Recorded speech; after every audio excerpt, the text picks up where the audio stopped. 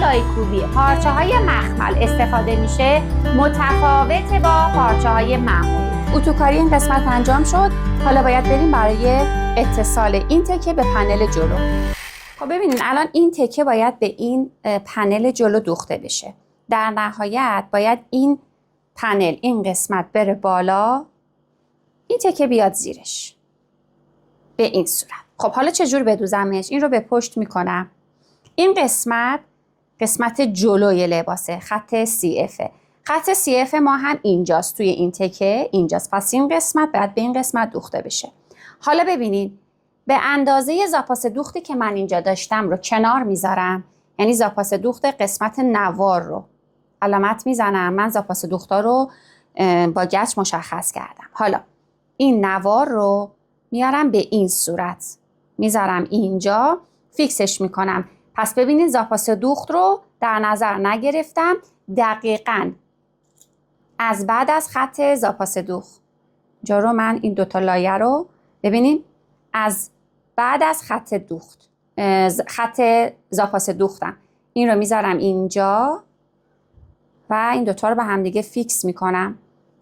پس ببینین چجور شد. این تکه پایینی رو از بعد از این 1 سانتی، من 1 سانت زاپاس دوخت گذاشته بودم دیگه، این 1 سانت زاپاس دوخت رو میدم کنار که بعد میخوام این درز جلو رو بدوزم، زاپاس داشته باشم. از اینجا هم هر چقدر که موقع الگو سازی آزاد گذاشته بودیم دیگه آزاده. در نهایت به این صورت میشه. این میره به سمت بالا و به این صورت این پنل زیری ما اینجا مشخص میشه. خب آستری رو هم با این میدوزم دیگه، توی یک مرحله دوختاشو انجام میدم. آستری رو میارم، آستری که مربوط به این قسمته. خب این آستری باید کجا دوخته بشه؟ این آستری باید از این بالا دوخته بشه تا کجا؟ تا این لبه پایینی. پس ببینید این لبه پایین به این صورت باید بیاد. بهتره که قبل از اینکه دوخت رو شروع بکنیم توی این قسمت رو بزنیم. ببینید ما این لبه رو داریم. من این رو باز بکنم.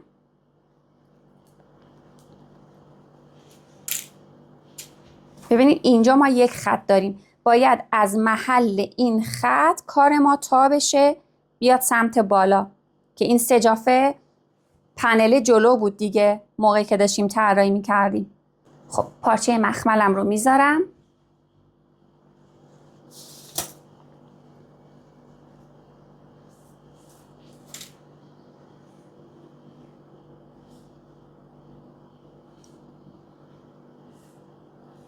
کنترل میکنم که این سجاف قشنگ روی خط تای، روی این خط تای دقیقاً تا بخوره. میتونم سوزن بزنم که قشنگ بدونم تا باید کجا باشم. خب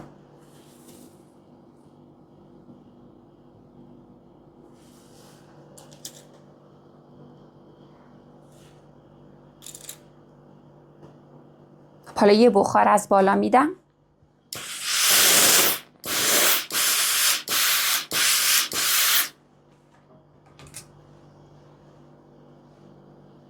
ببینید این قسمت رو دیگه الان من تا رو دارم. خب حالا میتونیم یه اتو روش بزنیم. سجاف رو دقیقاً یقه رو به یقه فیکس کنم.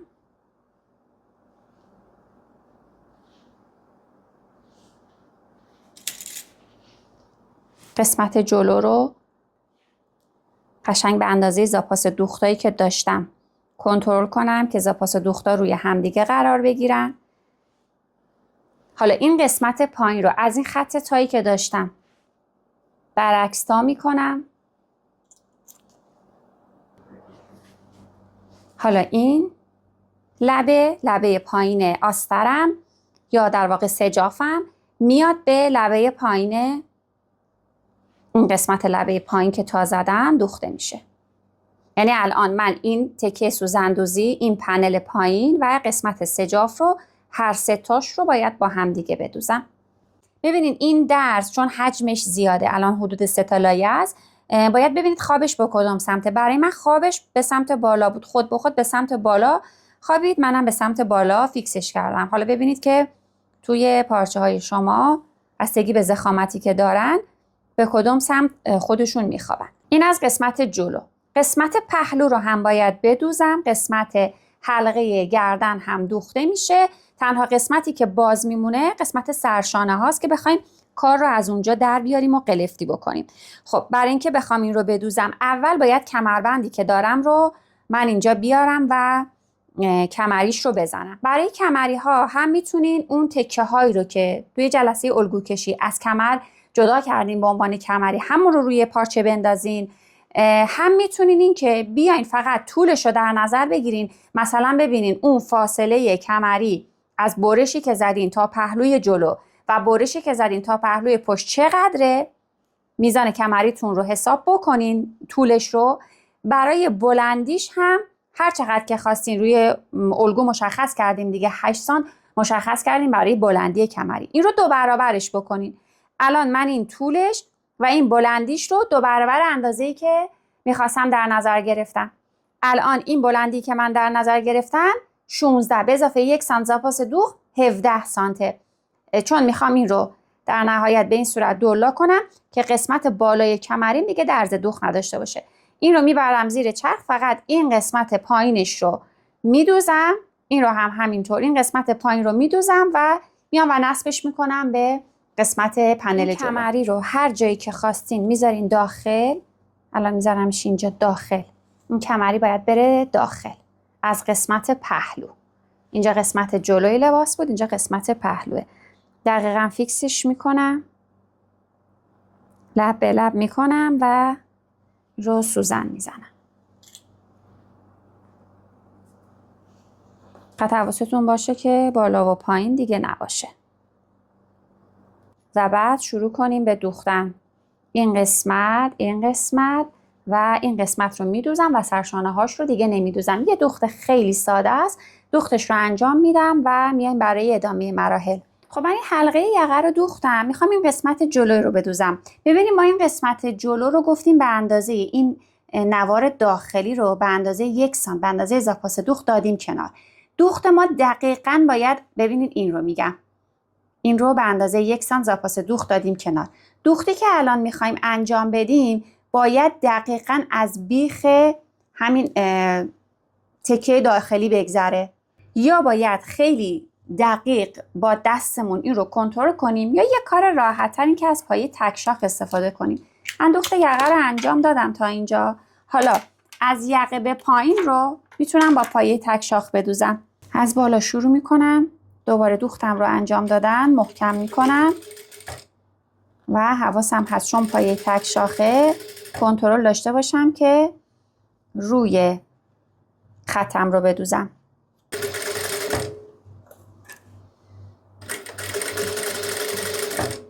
ببینید به اینجا که میرسم باید با دستم این قسمت رو لمس بکنم که دقیقاً از بیخش عبور بشه.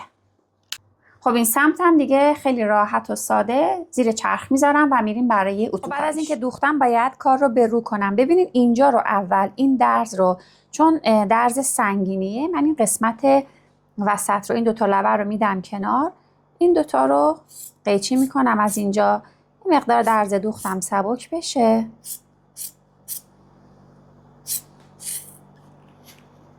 به این صورت. حالا این قسمت هلال یقه رو هم چند تا چرت میزنم یا میتونم سبکش کنم که راحت تر برگرده. این گوشه رو سبک میکنم. به این صورت چرت هفتی میزنم یا کلیپ میزنم به این صورت.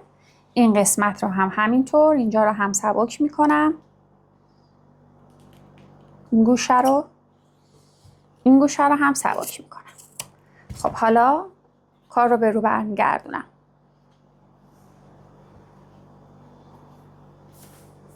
با حوصله این گوشه ها رو صاف بکنین.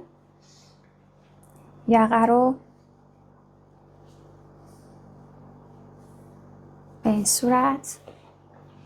خب حالا ببینین اینجا رو من هنوز اتوکاریش رو انجام ندادم. ببینین این قسمت دقیقاً از کنار این قسمت دوخته شده. خب حالا احتیاج داره که اتو بشه. برای اتوش دوباره پارچه مخملمون رو پهن میکنیم و شروع میکنیم به بخار دادن از بالا. حالا اگر خواستین روش رو هم اتو بزنین میتونید یه تیکه از مخملتون رو بیارین بذارید روش. حالا چون این مخمله یه دونه پارچه متقالم پهن کنین اینجا و اتو بزنید. در کل حرفم اینه که اتوی شما مستقیم با پارچه مخملتون نباید در ارتباط باشه. به این صورت اتو شد، میذارم که بخارش بره و میریم برای مرحله بعد. تو این مرحله باید پارچمون رو پلیسه کنیم تا بتونیم الگو رو روش در بیاریم و وصلش کنیم به پنل جلوی لباسمون. پلیسه رو شما میتونید هم از پارچه مخملتون داشته باشید و هم این که از پارچه حریر یا کرپ استفاده کنید و اون رو پلیسه کنید. اگر خواستین از پارچه مخمل استفاده کنین حتما پارچتون رو لای کوبیش رو انجام بدین و لای شده باشه. برای پارچه کرپ و حریر نیازی نیست که لای کوبی انجام بدیم، ولی خب پلیسه کردن براتون سخت میشه چون ممکنه پارچه زیر دستتون لیز بخوره. اون الگویی که قراره بعداً از روی پارچه پلیسه در آورده بشه رو میارم. این کدوم الگویه؟ همون الگوییه که به پنل جلوی لباسمون دوخته شد. ببینید الگوی این پنله که انداختیم روی دلای باز یا دلای بسته و به پنل جلوی لباسمون دوختیم. همین الگو رو باید من این دفعه از پارچه پلیسه در بیارم. حالا باید یه ابعادی از پارچه رو من لای کوبی بکنم که بتونم این الگو رو بعد از اینکه پلیسه شد روش در بیارم. شما هر چقدر که عرض این الگوتون بود 3 برابرش بکنین به اضافه 5 الی 10 سانتی متر. حالا برای احتیاط شما زاپاس بیشتری در نظر بگیرین. اون 5 الی 10 سانتی متر برای زاپاسه که حالا یا برای قسمت جلو یا برای پهلوست که میخواد به یک قسمتی دوخته بشه. پس این عرض رو هر چقدر که بود 3 برابر کنید به اضافه 5 الی 10 سانتی متر. بلندیش هم که باید حدوداً 5-6 سانتی متر بلندتر از این الگوتون باشه. خب حالا باید این رو من پلیسه کنم. قبل از اینکه پلیسه کنم قسمت پایین رو به خواب مخملم توجه میکنم. خواب مخمل برای من به این سمته. میام قسمت پایینش رو به اندازه 2 سانتی متر، حالا شما اگر دوست داشتین 3 سانتی متر، من 2 سانتی متر تا کردم به سمت داخل. الان اینجا پشت پارچه است که لای کوبی شده و اینجا روی مخمل قرار داره. این 2 سانتی متر رو تا زدم به سمت داخل، اتو کردم و قسمت بالا رو سردوز زدم. تمیز دوزیش رو فقط با سردوز انجام بدیم. احتیاج به دوخت نوار اریب نداریم چون وقتی پلیسه کنیم اینجا اگر نوار اریب باشه زخیم میشه. این قسمت رو انجام میدیم. حالا میام پلیسه هام رو مشخص میکنم. از این لبه به اندازه 2 الی 3 سانتی متر داخل میشم و یک خط صاف میکشم که این 2 الی 3 سانتی متر برای زاپاس دوخت قسمت جلوه. این 2 سانتی متر میشه برای زاپاسی که قرار تو بذارم. خب حالا از این 2 سانتی متر به بعد باید شروع کنم و پلیسه ها رو مشخص کنم. شما میتونید پلیسه های 1.5 سانتی یا پلیسه های 2 سانتی داشته باشین. اگر پلیسه 1 سانتی استفاده کنین کارتون ظریف‌تره. اگر پلیسه 2 سانتی خب کارتون یه مقدار حالت معمولی پیدا میکنه. من پلیسه 1.5 استفاده میکنم. از این خطی که کشیدم، از این فضایی که به عنوان زاپاس گذاشته بودم که بعداً در نهایت به این صورت تا میشه، میام و یک خط میکشم به فاصله 3 سانتی متر. چون من میخوام پلیسه هام 1.5 سانتی باشه 2 برابرش رو اینجا یک خط صاف میکشم.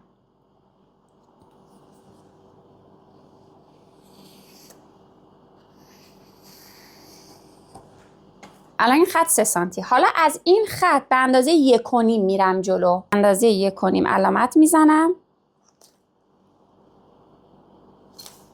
سعی کنین اگر دارین از گچ یا صابون استفاده میکنین پهنای گچ یا صابونتون زیاد نباشه که این خط زخیم نشه. حالا من برای تصویر مجبورم پررنگ بکشم. خب پس ببینین این شد. اون که ابتدای کار هیچی 2 الی 3 سانتی متر برای زاپاس داخلشه. اینجا 3 سانتی متر 1.5 سانتی متر. اگر که خواستین پلیسه هاتون 2 سانتی باشه اولی 4 سانتی متر بعدی 2 سانتی متر بعد باشه.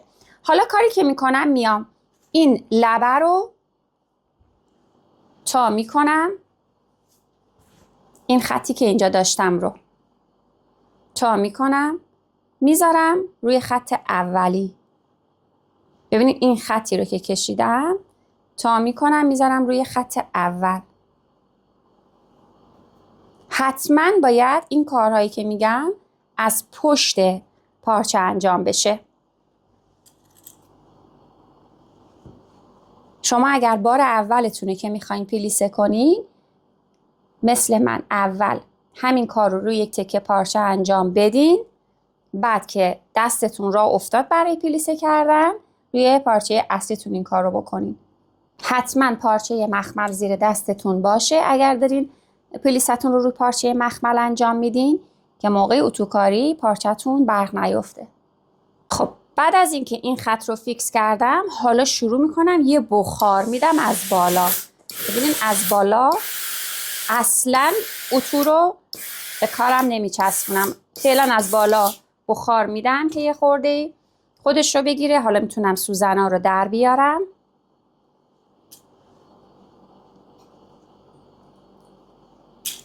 یه پارچه متقال پهن کنم روی این قسمت و یه اتو بزنم. اتو رو نمیچسبونم به کارم، مماس میکنم، بخار میدم. اصلا سنگینی اتو رو روی کارم نمیندازم. ببینین مماس میکنم و بعد اتوی سرد فقط میذارم برمیدارم، میذارم برمیدارم که این حرارت رو بگیرم. خب ببینید روی کارو پلیسه اول شما به این صورت در اومد. الان خواب پلیسه های من به این سمته. شما اگر دوست داشتین که برعکس باشه میتونین از اون سمت پارچه‌تون پلیستون رو شروع بکنید که دیگه اون کاملا سلیقه‌ایه. خب حالا میام از قسمت پشت مجدد کاری که میکنم از این خطی که اینجا داشتم. ببینین از این خطی که اینجا کشیده بودم، خط 1.5 سانتی متری، دوباره به اندازه 3 سانتی متر فاصله میگیرم. یه خط صاف میکشم.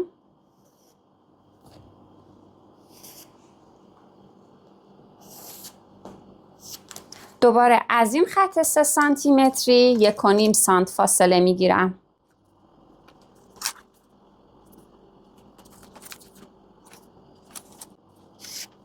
مجدد از این خط 3 سانتی متر فاصله میگیرم که خط صاف میکشم.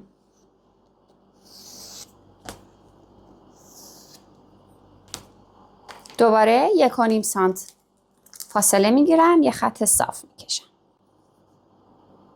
همینجور تا آخر 3 سانتی متر 1.5 سانتی متر علامت میزنم. این خطوط رو به هم دیگه وصل میکنم و میایم برای پلیسه کردنش. خب تقسیم بندی رو که انجام دادم دیگه نمیخواد یه دونه پلیسه کنم، همه رو با هم پلیسه میکنم. ببینید این خط که مربوط به پهنای 3 سانتی بود رو خطش رو میذارم روی این یکی خطش، یعنی این پهنای 3 سانتی باید روی همدیگه قرار بگیرم. ببینید این رو میذارم روی این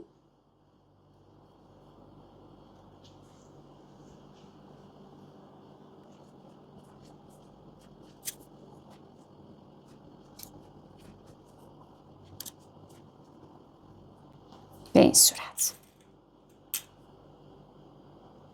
خب دوباره برای بعدی دوباره این خطی که مربوط به پهنای 3 سانتی بود رو دوباره این خط رو میام میذارم روی این خط.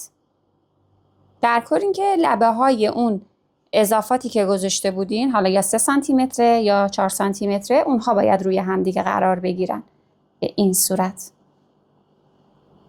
تا پایین همین کار رو انجام میدم و با سوزن اینا رو به همدیگه فیکس میکنم. پلیسه ها رو به این صورت انجام دادم. حالا از بالا شروع میکنم بخار دادن.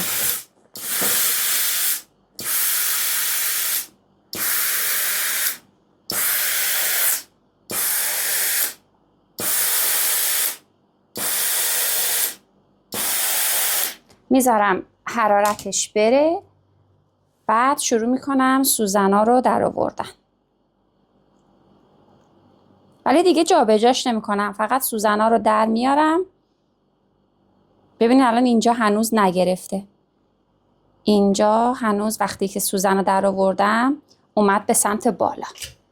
این مقدار بخار بیشتری میدم.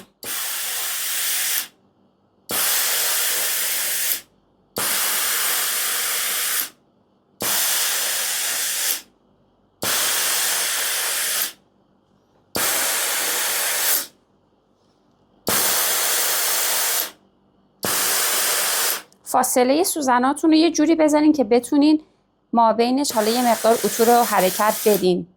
البته نه روی کار، یه مقدار بالاتر.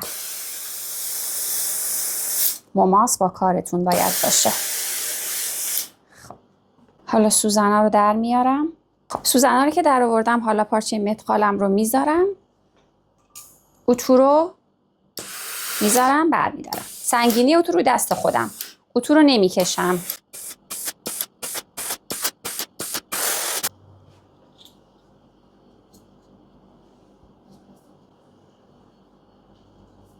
ببینیم پلیسه ها به این صورت در میان. خب حالا برای اینکه اگر که سایه چیزی روی این پارچه افتاده، اگر از پارچه مخمل استفاده میکنین، یه بخار از بالا، اصلا اتوتون با پارچهتون ارتباط نداشته باشه، از بالا یه بخار بهش میدم با دستم. به این صورت دیگه هیچ سایه‌ای هم روش نیفتاده. خب حالا برمیگردونم پلیسه رو به پشت دوباره. حالا الگو رو میندازم روی کارم. موقعی که میخوام الگو رو بندازم باید حواسم به یه نکته باشه. ببینید الان این پلیسه میخواد به این پنل دوخته بشه. الان پشت این رو هم پشتش رو میذارم. این قسمت که باید تا بشه به این صورت باید اینجا دوخته بشه. این قسمت جلوه. خب الگو رو میارم. این قسمت جلوی پنل بالای منه. این الگو رو باید جوری بذارم که قسمت CFش در راستای CF این باشه. الان این CF، پس من باید الگو رو به این صورت بذارم و برش بزنم که وقتی خواستم بدوزم ببینین این لبه بالا به این تکه قراره دوخته بشه.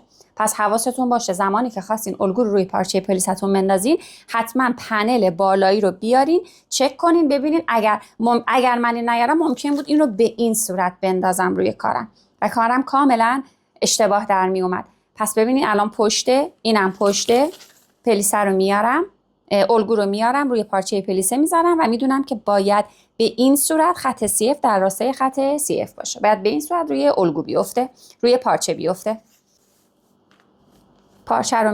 الگو رو میذارم روی پارچه، پایین قسمت الگوم رو مماس میکنم به پایین این لبه، چون دیگه اینجا ما قسمتی که تو باید میرفت رو تو گذاشتیم.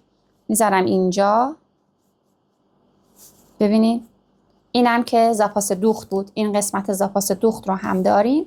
پس میارم روی ربه اول مماسش میکنم. میبینم که تا این پلیسه برای من کافی بوده. ببین اگر سوزن بزنم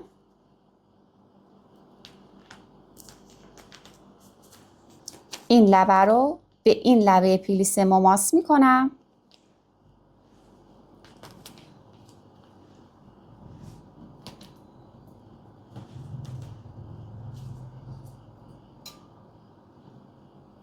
این لبه‌شم تقریبا نزدیک این یکی پلیسه میشه. پس تا این پلیسه برای من کافیه.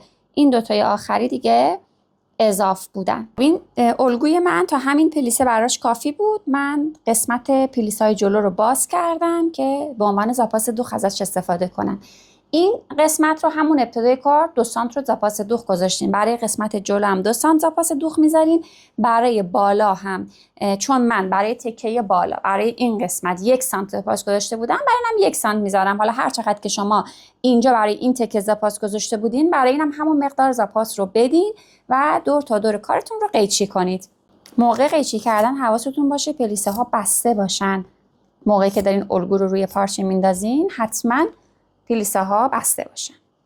خب به این صورت این قسمت هم آماده شد. حالا باید برم و این قسمت جلو و این قسمت رو سردوزش رو انجام بدم. این قسمت هایی که مربوط به زاپاس هستن سردوزش رو انجام میدم، این دوتا حاشیه رو، و آماده است دیگه برای اینکه نصب بشه به پنل بالای لباسمون.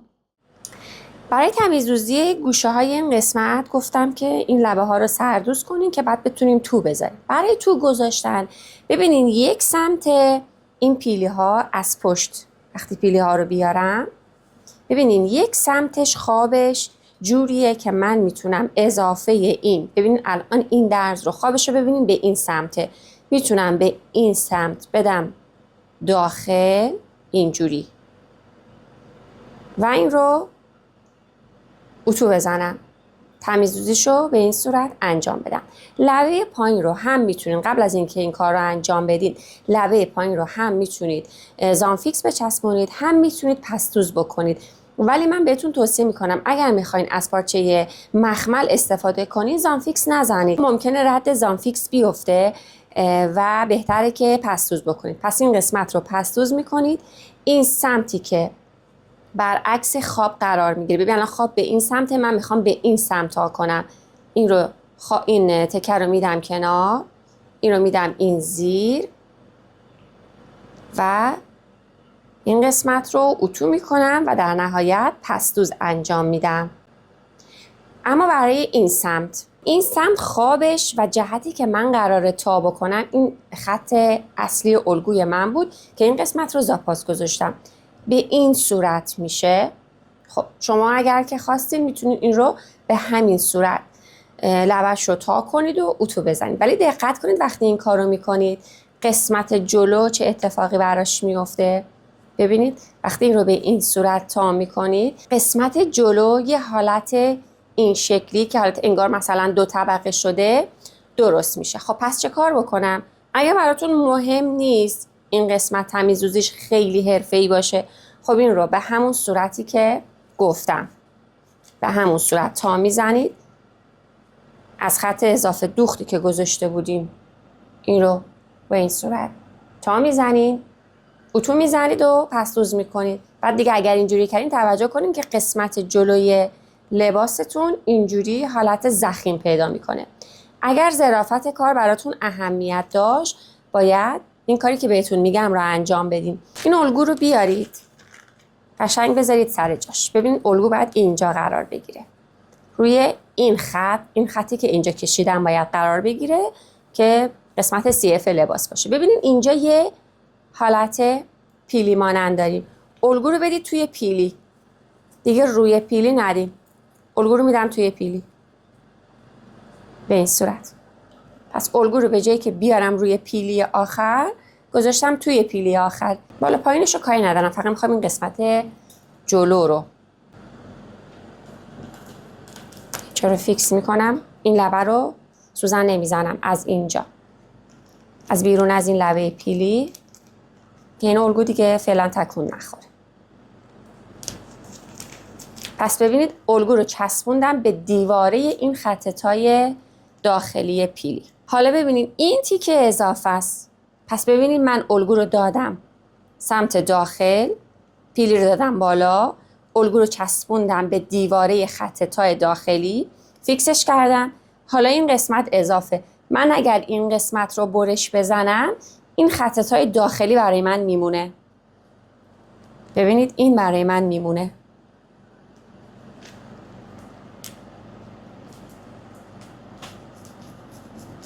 این میمونه. پس این رو برش میزنم. خب این رو قشنگ از همین خطایی که دارم میذارم و اینو قیچی میکنم.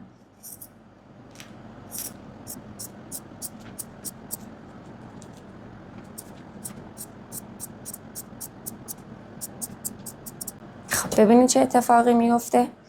این دیگه وقتی که تمیزدوزی شد، اینجا رو الان میرم سردوز انجام میدم.